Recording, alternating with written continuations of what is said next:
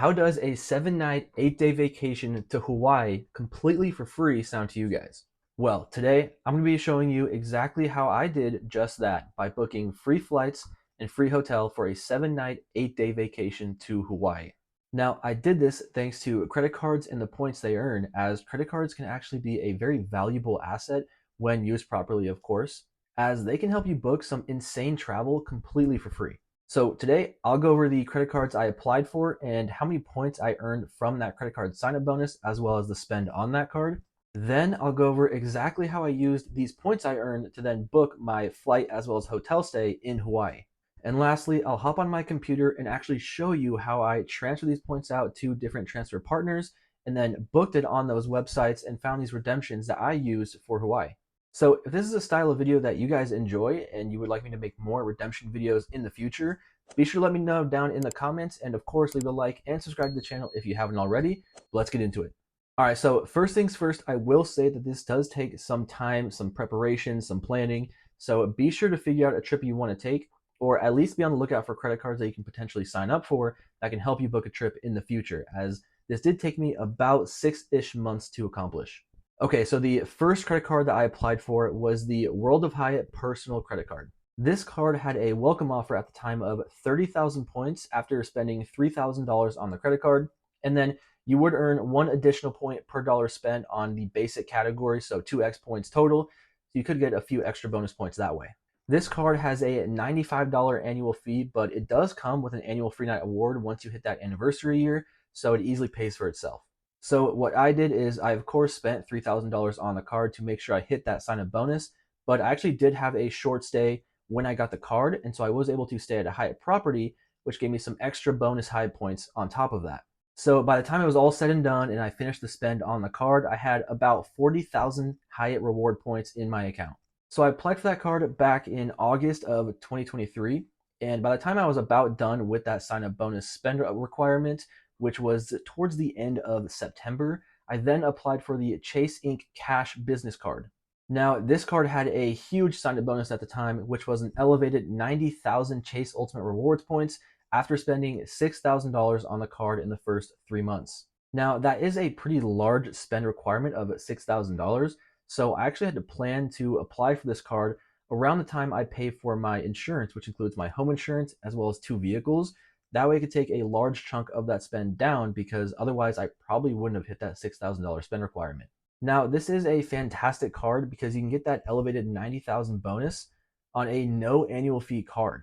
Not only that, but it's a business card, and so with a business card, it doesn't count towards your 524 Chase status.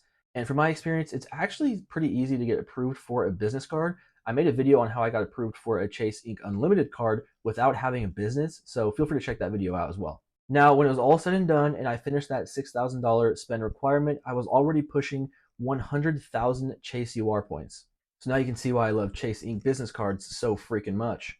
All right, now moving on to the final card I applied for. Once I finished that sign-up bonus on the Chase Inc. Cash card, which was the middle of December, I applied for the Chase Marriott Bonvoy Boundless credit card.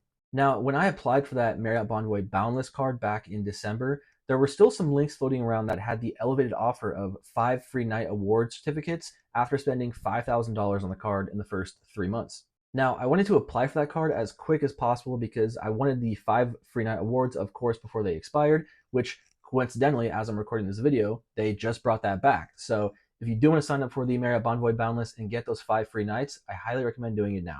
And once again, that spend was a bit high at $5,000 after the course of 3 months.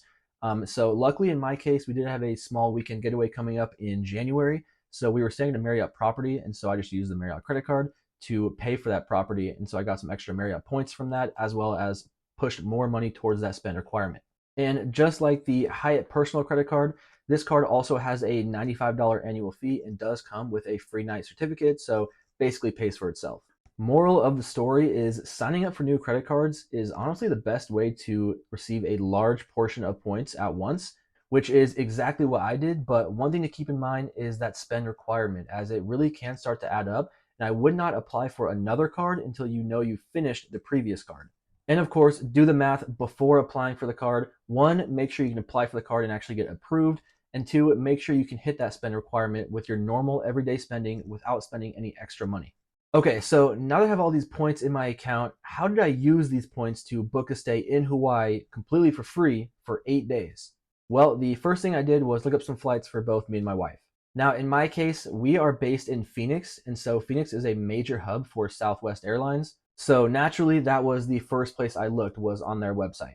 After looking at a few different options, mainly the different dates we would want to go, the average price seemed to be around 40,000 points per person round trip. And in my opinion, for a 6 hour flight across the water to Hawaii, to a destination that we've been wanting to go to for quite a while, I'd say it's a pretty good deal. So the points we used for that were the points that I earned on my Chase Ink Cash card. So we need to transfer 80,000 points from Chase into my Southwest Rewards account. Once that was complete, it was a very simple process of booking on Southwest Airlines, and just like that, the flights were covered. But of course, before actually booking the flights, I did have to confirm that there were some solid hotel options. So next was figuring out our itinerary, and in our case, we decided to go to Honolulu for 5 nights and then island hop over to Kauai and stay there for 2 nights. I know some people say, oh, you shouldn't go to Honolulu as you don't really get the true Hawaiian feel or the Hawaiian vibe. But in our case, it's our first time going to Hawaii, and honestly, I think I'll kind of like the touristy attractions that they have in Honolulu. And I definitely think you should at least experience it once. If we don't like it, we'll go to different islands instead. But for a first time, we had to give it a shot. So I looked at some hotel options, and I did find a pretty cool Marriott property called the Lalo, which is a part of their autograph collection. And coincidentally, that hotel, point wise, was 52,000 points per night. That's a solid amount of points, but if you remember, we did earn 5 free night awards worth 50,000 points per night. Now, you did hear that it was 52,000 points. However, Marriott does allow you to add on an additional 15,000 points to any free night certificate. So all I had to do was add an additional 2,000 points per night, which equated to 10,000 points. And just like that, I was able to book the property. And I had those 10,000 points on Marriott already from the Marriott Bonvoy Boundless because when you put spend on that card, you earn Marriott points. So I had credit card spend earning me points, and I did have that weekend getaway at a Marriott property, which also earned me a solid chunk of points. So I figured that was our best bet after looking at some of the reviews for different Marriott properties. Looked at a few of them, and the Lalo seemed to be the best option. So now that we have a hotel right in the heart of Waikiki, let's move over to Kauai when we island hop and stay there for 2 nights at the end of our stay. Now, for some of you, you might already know exactly where I'm going when it comes to Kauai, as it's one of Hyatt's biggest and most well-known resort properties in the United States, and that is the Grand Hyatt Kauai Resort and Spa. Now, this is a Hyatt Category 7 resort, so it's definitely up there in terms of price. I believe the cash value was around $900 for the dates we were booking per night, but the point amount was 30,000 points per night. So for 2 nights, we would need 60,000 Hyatt points to redeem the stay. And if you remember, we did apply for that World of Hyatt credit card back in August. And after putting spend on the card and earning the sign-up bonus, I had 40,000 points in my account already. So now all I have to do is transfer 20,000 more Chase points into my account. And if you remember from the Ink Cash card I applied for, I did use 80,000 points for the Southwest flights, but that means I had 20,000 left over after putting spend on that card. So all I had to do was transfer the 20,000 points from my Chase account into my Hyatt account, which then gave me 60,000 points, and I was able to book that stay.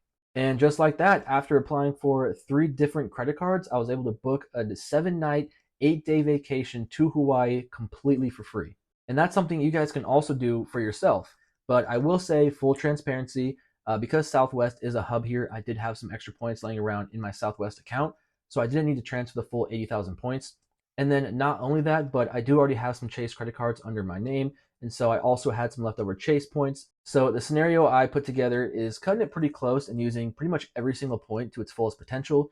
However, you can apply for some more cards, or if you already have some cards with Chase Bank or say Hyatt, Marriott, whatever it may be, you might already have some points lying around, which could also help in this situation. All right, and so now that you know exactly how I use these points to redeem travel to Hawaii completely for free, let's now hop on my computer and see exactly what I did and how I transfer these points out. That way you know exactly what to do as well. All right, so now we are on my laptop. And so the first thing I'm going to show you is how to transfer your Chase points out to transfer partners. So first things first is on your Chase account under the accounts page. On the right side, you'll see your rewards points where it says rewards. Just go ahead and click on that. And that will take you to the ultimate rewards page. And here is where you can combine all of your Chase points as well as transfer them out. So the first thing you need to do is make sure you combine all of your points onto a Chase card that allows you to transfer out to partners. So to do that, you'll just click on the top here where it says rewards details in the menu bar and click on combine points. From there, you're just moving points from one card to another card, and you just want to make sure that you move them to the card that allows transfers to transfer partners. All right, so once you've done that, the next step is on that same Ultimate Rewards page, you'll click on the travel menu and select transfer points to partners. Once you click on that, it will take you to the transfer partners that Chase has. And from there, you just select the partner you want to transfer to, and it's a very simple process. So in this case, I would click on Southwest or Hyatt, select them, and the first thing it'll ask you is for the loyalty rewards number. So you do want to make sure you have the account set up beforehand. And as a side note, the accounts do have to have the exact same names. So make sure that it is your account, not someone else's. And then after putting that rewards number in, it will ask you how many points you want to transfer. And so just enter the amount of points you want to transfer. And that is in increments of 1,000 points. So keep that in mind. And then hit submit. And after that, the points will transfer almost immediately for pretty much every single partner. Just give it a few minutes, log into that loyalty account, refresh a few times, and they should pop up within, I'd say, at least 5 minutes. But of course, before transferring those Chase points out to partners, you do want to make sure that there is availability on whatever it is you want to book. So in this case, I will click on Southwest Airlines. I have this tab open here. And so I got Phoenix to Honolulu. I just selected a random date. I just did, April 16th. That's fine. We got 2 passengers, and we'll just hit search. So in my case, it is a one-way because I'm flying to Honolulu, and then I'll be flying back to Phoenix from Kauai. So I'm just doing one way for this one. And we do have the cash come up first. We'll select points up top here. And here we go. So we can see that there is some availability, and the points aren't too bad. We have some 18,000 point options. There's a 17,000 point here. It looks like the nonstop is a bit expensive for the specific day, but again, it's averaging 18 to 20,000 points. Not too bad. So then we'll come up here and modify. And so now for the flight back, we'll change that to Kauai. And so in my case, we'll do a week later on the 23rd, and we will search. All right, so here we are. We can see from Kauai, there aren't too many options. I actually had more options when I booked on my specific dates. And they're a bit expensive, except for this one right here. The last one is 23,000 points. That's not too bad. If you take the 18,000 points for the flight to Honolulu and then 23,000 points on the flight back to Phoenix, you're looking at just around 42,000 points. So not too bad, close to what I was averaging before. So this is an option. And of course, you can move the dates around, whatever fits your schedule the best, or if there's cheaper options, make sure to take a look and see what fits your schedule. All right, and so next we will look at Marriott for the 5 nights in Honolulu. So I will look at Honolulu, we'll type that in. All right, so got Honolulu, so now we'll change those dates, and we did April 16th, so we'll select that and then do 5 nights, which would be the 21st. We'll hit done, and we'll also do use points certificates and find hotels. All right, so this pulls up all the hotels in Honolulu and all the different options. So you can scroll through them, see which one best fits your needs. I'm going to find the Laylo as that's where I'm staying. And you can see right here, it's 260,000 points. That is pretty close to what we need, as with the 5 free nights, it's 250,000 points. And so as you can see in this case, we'd only need to top off each night with 2,000 points, which really isn't that bad. And what's nice about this are the points that you earn from the credit card as well as those certificates are automatically put into your Marriott Bonvoy account because it's already linked from when you signed up for that credit card. So it's pretty nice. You don't have to transfer the points out or anything. They're already in your account. So you just click on the rates and you'll select that room that you want to book, and the points and certificates are already there that you can apply. All right, so now we're done with Marriott. We can move on to the last 2 nights at the Grand Hyatt Kauai. And so we pulled Hyatt up and we'll search Kauai. And there's Grand Hyatt Kauai Resort and Spa. And so for this one, it was April 21st to the 23rd. And we will have, use points already selected, perfect, and find hotels. Perfect, so we got a few rooms here, just what we needed. We have 2 queen beds standard or 1 king bed accessible shower for 30,000 points. So it would be 60,000 points for the total night. You do want to confirm and actually select and book and go through the booking process, and it will show you the amount of points that you need. And then from that point, you can transfer those points over from Chase, like I said, or if you have the Hyatt credit card, the points will already be in your account. Now, as a side note, Grand Hyatt Kauai can be pretty tough to find availability as it's a very popular resort that people who are Hyatt fanatics love to go after. So keep that in mind when looking at specific dates. I got lucky here and there are some availability. I mean, the king bed options and accessible shower, not too bad. But I'm sure if you looked at other dates, there might not be availability or very limited availability. So just keep that in mind.